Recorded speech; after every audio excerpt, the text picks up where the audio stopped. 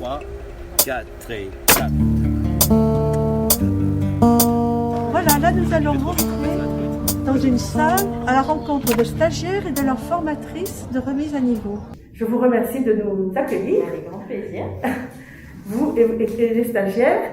Et donc on va vous écouter avec plaisir. Allez, Merci. merci. Alors, donc Janet, tu veux bien commencer la lecture? Pronom possessif. Les pronoms possessifs indiquent à qui appartient l'être ou la chose qu'ils représentent. Exemple, le maçon rénove notre appartement. Alors, est-ce que tu peux nous reformuler ça? Le maçon répare notre appartement. Alors, qu'est-ce qui représente le nôtre? C'est notre, nous. D'accord? Donc, il remplace Non. la personne qui possède l'appartement. D'accord? Deuxième exemple. Mariama. Luc attendra l'été pour le sien et les Dubois l'automne pour le leur. Alors, le sien, qu'est-ce qu'il représente? Moi, À toi? Non. Le tien? Le sien? À lui. C'est le sien ou le tien? moi, Mais non, le sien. Toi, c'est le mien. Si tu dis, s'il t'appartient à toi, c'est le mien. Si tu dis le sien, c'est qu'il est à lui. Et le leur? C'est à eux. À eux. D'accord? Alors, possesseur unique. On va commencer par les singuliers. Leïna. À la première personne. Il y a le mien et la mienne. Alors, le mien marque le masculin. Et la mienne? Féminin. Pour la deuxième personne. Le tien, la tienne. Très bien. La troisième? Le sien, ça c'est. Ok. Qui peut me donner un exemple? Avec la première personne. C'est le mien. Raouf. Avec la mienne? La mienne. La trousse, c'est la mienne. Bien. Garetou. Le tien. cette belle sac est la tienne. Non, Alors, si tu dis cette belle sac. Sac, c'est quoi? C'est masculin ou féminin? féminin. Tu dis un sac ou une sac? Une sac. Une sac. Un sac. Un sac. Un sac. Un sac. Du coup, sac masculin. Alors, lequel tu vas utiliser? Le tien. Et non pas la tienne. Alors, Janet, elle va nous donner un exemple. La trousse, là-bas, c'est la tienne. Très bien. La trousse, féminin. Donc, je peux utiliser en pronom possessif la tienne. À la troisième personne, le sien, la sienne. Le Sikra. L'autre ordinateur, le sien. Alors, l'ordinateur, c'est le sien. Vous êtes d'accord? Bah oui, Non, c'est masculin. Enfin, on peut dire l'ordinateur là-bas, c'est le sien.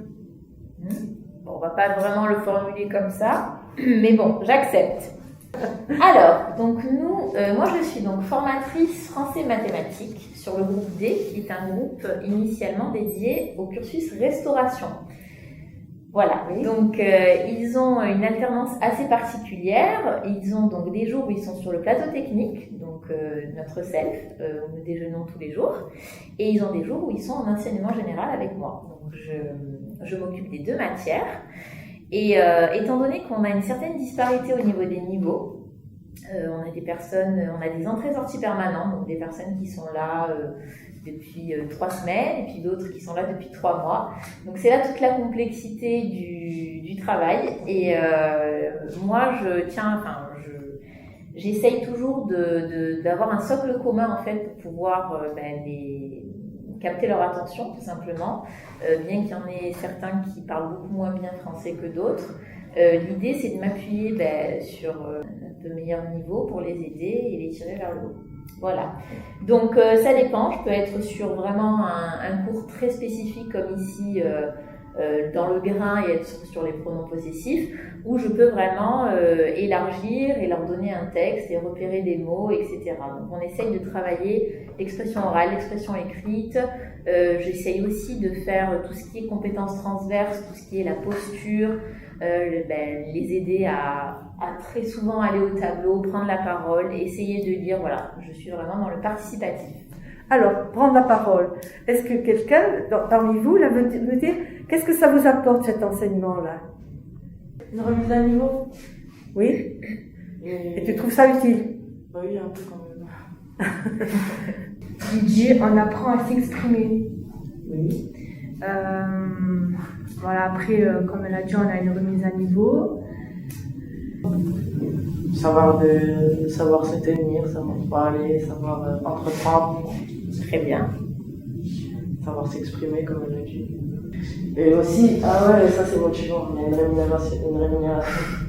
Comme ça, c'est un peu professionnel. Voilà. Comme par exemple, si tu t'absentes, tu dois payer. Ça. Après, pour le moment, c'est une petite rémunération, mais c'est l'insertion à l'emploi le but. C'est une motivation que de recevoir un peu d'argent?